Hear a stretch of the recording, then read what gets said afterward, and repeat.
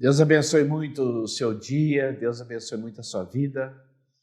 É um privilégio podermos ter a palavra de Deus em nossas mãos, um privilégio podermos meditar nela, estudar.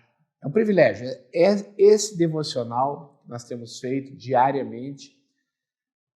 Veja nisso um motivo de gratidão muito grande a Deus, tá? Continuando nossa maratona, o Evangelho de Mateus, hoje nós vamos ler o capítulo 11. E eu quero que você abra o seu coração para tudo aquilo que Deus está preparando para você através da leitura do capítulo 11 nesse dia. Aqui Jesus fala sobre João Batista e ele coloca uma coisa muito interessante aqui no versículo 7. Enquanto saíam os discípulos de João, porque os discípulos de João foram enviados por João Batista, que estava preso, logo depois ele seria decapitado por Herodes, ele seria morto. E ele mandou os discípulos dele perguntar para Jesus se ele realmente era o Cristo ou se a gente ia esperar o outro ainda. E Jesus falou, olha, fala para João que os cegos veem, os coxos andam, os demônios saem, os mortos ressuscitam, ou seja, o evangelho está sendo pregado, o reino de Deus chegou, eu sou o Cristo. Aí quando ele saiu, ou os discípulos saíram, Jesus olhou para os seus discípulos, os discípulos de João, foram avisar João. Aí Jesus conversa com os seus discípulos e diz, o versículo 7, enquanto saíam os discípulos de João, Jesus começou a falar à multidão, não aos discípulos, à multidão, a respeito de João. O que vocês foram ver no deserto? Porque João, ele ficava no deserto, tá? Um caniço agitado pelo vento? Ou o que foram ver? Um homem vestido de roupas finas? Ora, os que usam roupas finas estão nos palácios reais. Afinal, o que foram ver? Um profeta? Sim, eu digo a vocês, e mais que profeta, este é aquele a quem está escrito, enviarei o meu mensageiro à tua frente, e ele preparará o caminho diante de ti, dizendo o seguinte, eu vou enviar um mensageiro à frente, preparando o caminho para o Messias. Eu sou o Messias, e ele é aquele que veio preparar o caminho para mim. A pregação de João era o arrependimento. Arrependam-se, porque o reino de Deus está próximo. Aí ele fala uma coisa interessante, e eu quero que você preste muita atenção no versículo 11. Eu digo a verdade a vocês, do meio dos nascidos de mulher, ou seja, de todos os homens, não surgiu ninguém maior do que João Batista. Olha só, todos os homens, João Batista foi o maior. Eu quero que você preste muita atenção nisto. Agora, olha só, todavia, o menor no reino dos céus é maior do que ele. Olha que coisa interessante e intrigante. Qual que é a explicação desse versículo? Eu digo a vocês que todos os nascidos de mulher, ninguém é maior do que João Batista. Mas no reino de Deus, o menor no reino de Deus é maior do que João Batista. Por que Jesus disse isso? Olha só o privilégio meu e o privilégio teu. É porque quando o reino de Deus veio, com a crucificação de Cristo, com a ressurreição de Cristo, com a ascensão de Cristo, o Espírito Santo desceu no Pentecostes e todos os filhos de Deus, todos que fazem parte do reino de Deus, têm o Espírito Santo morando dentro do seu coração, dentro do seu corpo como templo. Ou seja, o menor no reino de Deus é maior do que João Batista. Porque a ação do Espírito Santo até Jesus vir era esporádica. Mas quando Jesus veio e o Espírito Santo desceu, nós nos tornamos moradas dele. Então, o menor no reino de Deus é maior do que João Batista porque tem o Espírito Santo morando dentro de nós. Olha o privilégio que você tem. Olha o privilégio que eu tenho. Olha que coisa linda. Temos o Espírito Santo dentro de nós. Aí o versículo 14, e vocês quiseram aceitar, este é o Elias que havia de vir. A questão de Elias, que a Bíblia promete que viria antes do Cristo, o ministério de João Batista foi no poder de Elias, foi no poder do ministério de Elias, comparado ao ministério de Elias. É isso que Jesus está dizendo aqui, tá? E se você perceber que na época de Elias, o povo estava extremamente longe de Deus, do rei Acabe, rainha Jezabel, os adoradores de Baal, não era muito diferente da época de Jesus. Então, o poder do ministério de Elias foi o mesmo poder do ministério de João Batista. Agora, o versículo 10 ele é muito profundo. Muito profundo. Desculpa, o versículo 16 é muito profundo. Versículo 16. A que posso comparar esta geração? São como crianças. Vocês são infantis. Crianças que ficam sentadas nas praças e gritam umas para as outras. Nós tocamos flauta, mas vocês não dançaram. Cantamos um lamento, mas vocês não se entristeceram. Pois veio João, que jejua, não bebe vinho, e vocês dizem, ele tem demônio. Veio o Filho do Homem, comendo e bebendo, e vocês dizem, aí está um comilão e beberrão, amigo de publicanos e pecadores. Mas a sabedoria é comprovada pelas obras que a acompanham.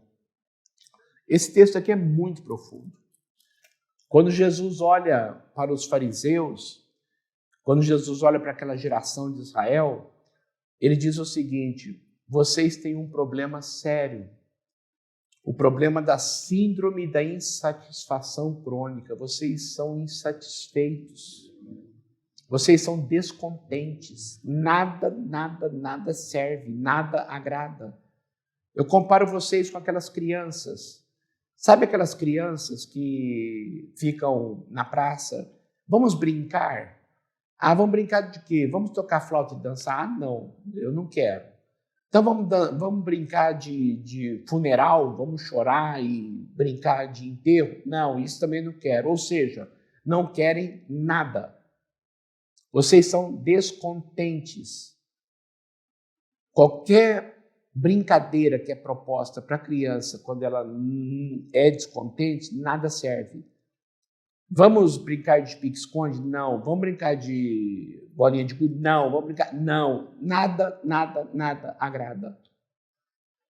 Aí Jesus diz, veio João Batista e vocês olham para ele e dizem, esse homem é esquisito, ele tem demônio. Porque ele jejua, ele fica no deserto, ele come gafanhotos com mel, ele é esquisito, ele tem demônio. Aí vem o Filho do Homem, que come e bebe com os pecadores, está junto com as pessoas nas cidades, curando, ensinando, aceitando, cuidando das pessoas, e vocês dizem, está aí um beberrão, um comilão que vive cercado de pecadores, ou seja, nada agrada vocês. Queridos, é isso que acontece hoje em dia, sabe? Tem pessoas que nada agradam, nada agrada. Qualquer coisa que se faça é a síndrome da insatisfação crônica. Eu vou dizer uma coisa para você, é o pior tipo de gente que existe. Infelizmente, no mundo de hoje está cheio de pessoas insatisfeitas, cheio de pessoas descontentes.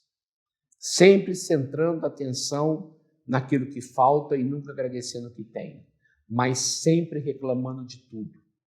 Que o pastor faz isto é porque ele é assim, se o pastor faz aquilo é porque é assado. Nenhuma igreja agrada, nenhum pastor agrada, nenhum ministério agrada, nada agrada. Aí a gente precisa rever os conceitos, né? Será que o problema está em todo mundo ou está em mim? Então Jesus, ele colocou isso que para mim é muito sério, tá? A síndrome da insatisfação crônica. Aí ele coloca aqui no versículo 20 sobre ai das cidades que não se arrependem. Esse texto é muito interessante. Ele fala sobre as cidades onde ele realizou a maioria dos milagres. E as pessoas não se arrependeram. Aí ele diz aqui no versículo 21, ai de você Corazim, ai de você Betsaida, ai de vocês, porque se os milagres que foram realizados entre vocês tivessem sido realizados em Tiro e Sidom, há muito tempo elas teriam se arrependido, vestindo roupas de saco e cobrindo de cinzas. Aí ele fala uma coisa muito séria, muito séria. Eu afirmo que no dia do juízo final haverá menos rigor para Tiro e Sidom do que para vocês. Ai de você, Cafarnaum, que era a própria cidade de Jesus. Será elevado até o céu? Não. Você descerá ao Hades. Hades é comparado ao inferno, tá? Sheol, Hades, inferno. Se os milagres que foram realizados tivessem sido realizados em Sodoma, ela teria permanecido até hoje. Mas eu afirmo que no dia do juízo haverá menos rigor para Sodoma do que para você. A Bíblia diz que Deus é justo no julgar e haverá condenação. Mas a quem muito é dado, muito será exigido. Tem pessoas que têm um conhecimento muito grande do Evangelho e não se decidem pelo Evangelho. São pessoas extremamente incrédulas. Aí Deus diz que para essas pessoas, no dia do juízo, terá um rigor maior do que para as pessoas que nunca ouviram falar. Então toma cuidado, tá? Com aquilo que você conhece e até hoje não tomou atitude. Toma cuidado. Agora, o versículo 25, esse eu convido você a pegar a sua caneta e grifar. O 25 até o 30, ele é lindo, esse texto é lindo. Naquela ocasião, Jesus falando sobre as pessoas incrédulas, sobre os fariseus, aquela coisa toda. Naquela ocasião, Jesus disse, eu te louvo, eu te agradeço, Pai, Senhor dos céus e da terra, porque escondeste essas coisas dos sábios e cultos e as revelaste aos pequeninos. Sim, Pai, pois assim foi do teu agrado.